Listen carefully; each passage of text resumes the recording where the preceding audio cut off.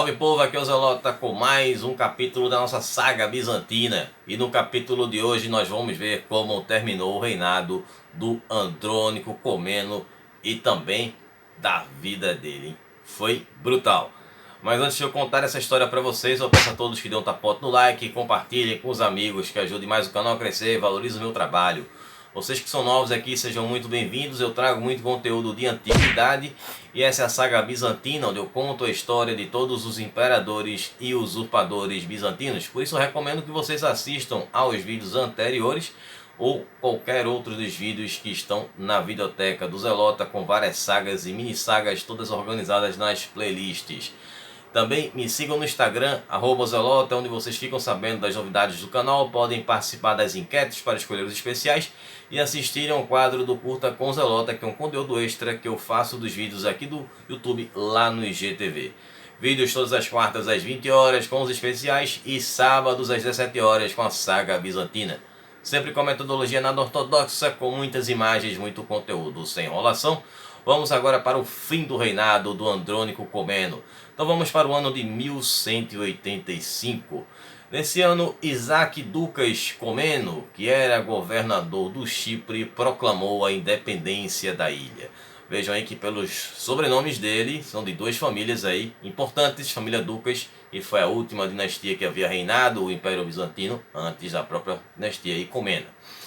Então, Andrônico não tinha uma frota capaz de combater o Isaac Ducas Comeno e não pôde fazer nada, acabou aí perdendo a ilha do Chipre, e que foi um golpe duríssimo para o Império. O Chipre tinha uma importância estratégica e mercantil muito grande, o que rendia somas altíssimas para o tesouro do Império. Depois dessa rebelião, Constantino Mandrocas e Andrônico Ducas, que faziam parte da corte do Andrônico I, foram apedrejados pela população e depois empalados. O crime deles foi de ter libertado o Isaac Comeno, inclusive era bisneto do João II. Então, voltando um pouco no tempo, o Isaac Ducas Comeno, ele havia sido capturado pelos armênios da Cilícia quando ele era governador da Isáuria. Ele havia atacado o reino armênio da Cilícia, bom, não deu certo, ele acabou sendo capturado e foi pedido um resgate por ele ter sido capturado. Mas aí ninguém se interessou em pagar, então passou todo o reinado do Manuel I e ninguém fez nada. Até que quando Andrônico assume o trono, ele vai ser convencido pelo Constantino Mandrocas, que era amigo pessoal do Isaac, e por Teodora, que era rainha consorte de Jerusalém e que era tia do Isaac. E aí o Constantino Mandrocas chegou até a financiar esse resgate do Isaac. Bom, após ser resgatado pelo Andrônico, o Isaac foi promovido a governador do Chipre. Então aí veio a revolta do povo. Mas o golpe maior sofrido por Andrônico neste ano veio do oeste. Foi quando Aleixo Comeno, que era sobrinho do Manuel e havia sido exilado por Andrônico, enviado para Cumânia, ele conseguiu fugir do seu exílio e vai parar na Sicília, onde lá ele vai se encontrar com Guilherme II da Sicília, o antigo inimigo do Império Bizantino. O pai dele, Guilherme I, teve ali grandes embates contra Bizâncio. Então ele chega para o Guilherme em sua corte e conta tudo o que estava passando-se em Constantinopla e todos os problemas que o Império Bizantino estava passando. Então, se aproveitando dos problemas que aconteciam em Bizâncio, o Guilherme preparou uma grande expedição, não apenas com o objetivo de se vingar pelo que aconteceu com os latinos, mas também em tomar o trono. Então ele junta 80 mil homens em junho de 1185 e as forças dele contavam com 5 mil cavaleiros de elite e mais uma frota de 200 navios que partiram para os Balcãs. Comandados pelo conde Balduino e por Ricardo de Serra, que ficaram liderando o exército, e Tancredo de Lete, que era o conde de Lete que ficou comandando a frota, eles fizeram essa viagem. E rapidamente chegaram até a fortaleza de Dirráquio. Dirráquio, mais uma vez, como eu falei nos outros vídeos, era a cidade de Durrës, na Albânia. E essa cidade caiu no dia 24 de junho de 1185, devido à traição do comandante da cidade, que fazia parte daquela nobreza insatisfeita com o regime de Andrônico. Então o próximo passo agora dos normandos seria Tessalônica, uma das mais importantes cidades do Império Bizantino. Então os normandos seguiram pela Via Egnatia e no caminho os normandos encontraram pouca resistência e aí eles cercaram a cidade de Tessalônica em 6 de agosto. Enquanto isso, um outro grupo seguiu por um ataque naval nas ilhas gregas de Corfu, Cefalônia e Zacinto, que também foram tomadas. Então esse grupo depois retorna até Tessalônica, onde estavam as tropas do Guilherme II, ao cerco em 15 de agosto. Bom, a população grega apoiava Andrônico, mas o comandante da cidade, que era o Davi Comeno, até parente do Andrônico, ele era contra o regime do Andrônico. Então ele não fez nada para ajudar a defender a cidade. A cidade foi defendida pela própria população. Então o exército que foi enviado de Constantinopla para Tessalônica acabou não chegando a tempo. Os normandos derrubaram as paredes da cidade sem problemas e Tessalônica foi tomada em 24 de agosto.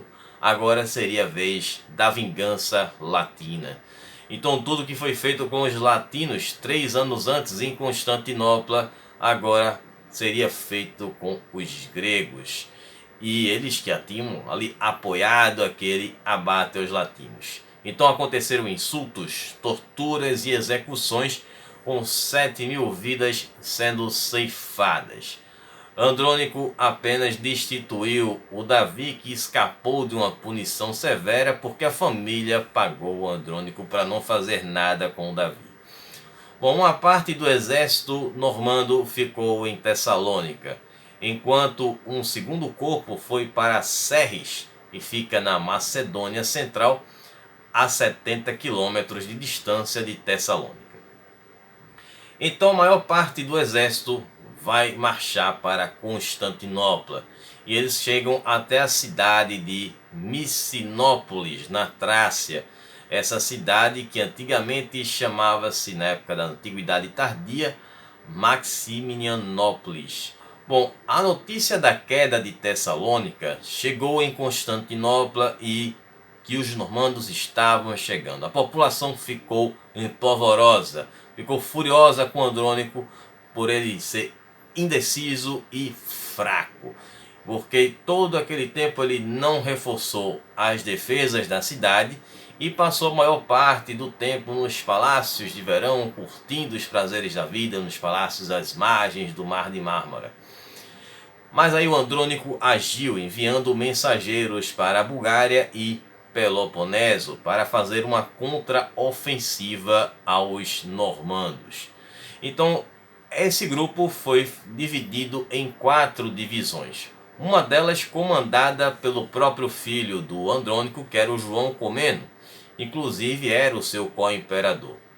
Andrônico não indicou nenhum general-chefe, também ele não tinha ninguém para comandar, todos os grandes generais da era do Manuel foram exilados.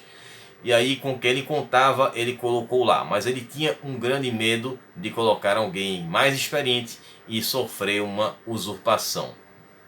Então por conta disso o exército ele vai avançando de forma bastante lenta e o Andrônico acaba sofrendo ali essa primeira grande derrota. O único que ousou atacar os normandos foi o general Teodoro Cumo e fez uns ataques pequenos ali que não deram muita coisa e depois ele acabou recuando. Bom, a tensão deixou o Andrônico ainda mais paranoico. Então ele passou o tempo todo buscando traidores. E aí ele resolveu consultar um oráculo que o disse que o nome do traidor começava com as iniciais IS. Então Andrônico automaticamente ligou a essas iniciais a Isaac Comeno, que havia usurpado no Chipre. Mas aí o oráculo também revelou uma outra coisa para ele, que essa traição aconteceria em um curto período de tempo, em no máximo 2 semanas. Mas seria impossível que o Isaac viajasse do Chipre até Constantinopla em 2 semanas.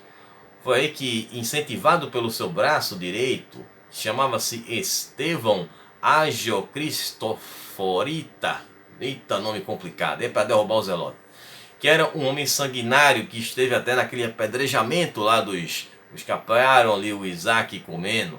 Bom, esse cara era sanguinário, inclusive participou de várias daquelas execuções a mando ali do Andrônico, da nobreza, enfim, tudo que a gente viu no vídeo anterior. E aí nas primeiras horas de 11 de setembro de 1185, Andrônico mandou que prendessem um outro homem que tinha essas mesmas iniciais, que era Isaac Ângelo, que havia liderado a rebelião na Bitínia, que a gente viu no vídeo anterior. E depois daquilo ele acabou sendo perdoado e vivia tranquilamente em Constantinopla. Então o Estevão, com aquele nome horroroso, aquele sobrenome terrível, chegou na casa do Isaac. E aí o Isaac, quando viu aquele pelotão armado, já sabia o que ia acontecer. Então ele pulou de sua cama, pegou a sua espada, com as poucas roupas que ele estava vestido, ele subiu em um cavalo. Então, em um movimento quase que cinematográfico, ele dá uma volta ao redor de sua casa e acerta a cabeça do Estevão com a sua espada, a partindo ao meio. E os homens que acompanhavam Estevão correram apavorados.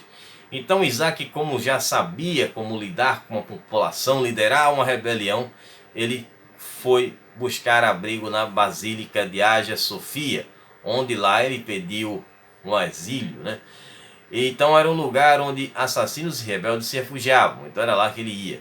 Então ele chegou lá clamando por voz alta, pedindo perdão pelos delitos que havia cometido. Então ele arrancou as poucas roupas que ele estava vestido e também a própria barba, e gritando e mostrando sua espada ensanguentada. Ele disse que agiu em defesa própria e lembrou que a vítima é que era um verdadeiro criminoso que havia tirado a vida de muitos outros.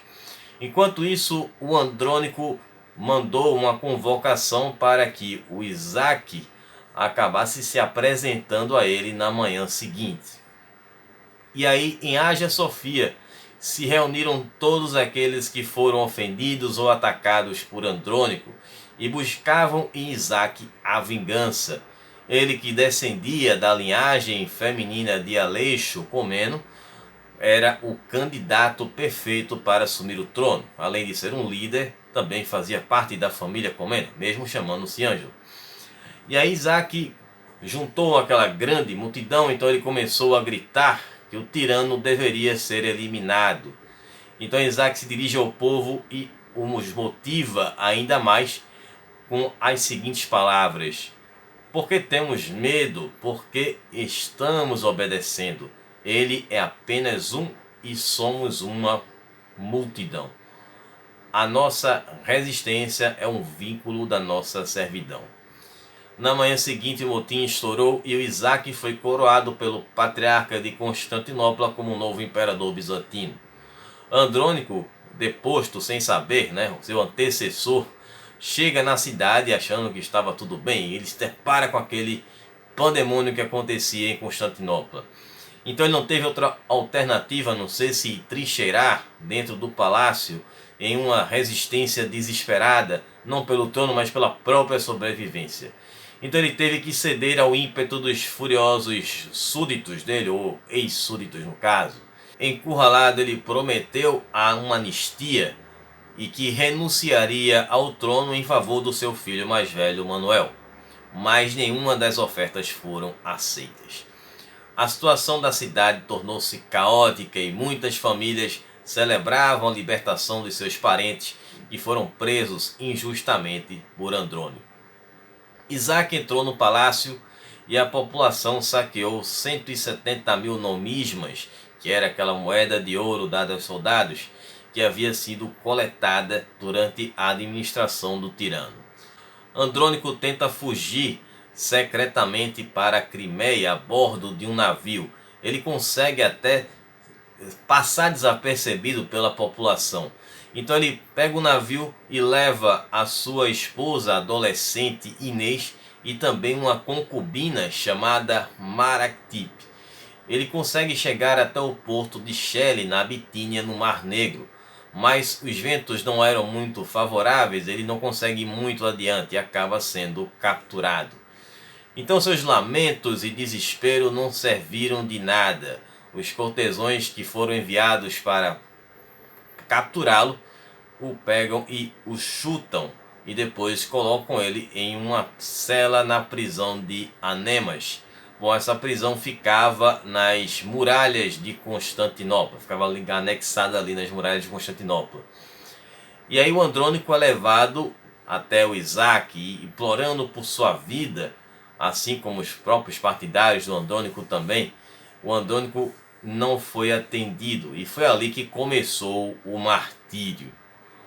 Bom, quem não quiser saber os detalhes da brutalidade, recomendo que pulem para o último minuto do vídeo. Bom, Andrônico foi colocado em cima de um camelo e desfilado diante de suas vítimas. E lá ele foi atacado com pauladas, pedradas, excremento e até água fervente. Depois ele foi levado para o hipódromo, onde lá tudo acontecia. E lá Andrônico foi atacado brutalmente e teve uma mão decepada, assim como os cabelos e os dentes arrancados, como também um de seus olhos. E aí, depois de um breve descanso, ele foi amarrado pelos pés entre duas colunas ao lado de uma escultura do lobo Capitolino, que era a escultura daquela loba mitológica que havia amamentado os irmãos gêmeos Rômulo e Remo ali dentro da mitologia romana. Bom, Andrônico não gritou durante a sua provação. Todos que queriam passavam lá e batiam nele. E aí as únicas palavras ditas por Andrônico foram: tens misericórdia de mim, Senhor, por que quebrar uma palheta já quebrada? Então finalmente um soldado italiano resolveu acabar com a agonia de Andrônico, cravando uma espada em suas entranhas. O novo imperador ordenou que o cadáver mutilado do antigo imperador permanecesse insepulto. E aí a multidão enfurecida também agrediu o filho de Andrônico, Manuel, que acabou perdendo a visão. O resto da família conseguiu fugir. E o seu outro filho, João, que estava no comando daquela tropa contra os normandos na Trácia, foi executado pelos seus próprios homens ao receber a notícia do falecimento do pai. Bom, espero que vocês tenham gostado, que vocês tenham entendido essa história interessantíssima do Andrônico Comeno, que aprontou tudo, fez tudo o que quis e teve esse fim terrível. Estarei retornando agora na quarta-feira com o nosso especial de 3.550 inscritos. Está acontecendo ainda a enquete, é só vocês votarem na aba comunidade. Quem não votou no Instagram, dá uma chegada aí no YouTube que ainda está rolando, beleza? Então o resultado sai na segunda. Na segunda também estarei postando aí o Curta com o Zelota, onde eu vou fazer um parâmetro entre o Andrônico e também o Manuel. E também, claro, no sábado que vem, vamos ver como foi o reinado do Isaac Ângelo. Eu vou ficar por aqui, um abraço do Zelota, até quarta, falou pessoal.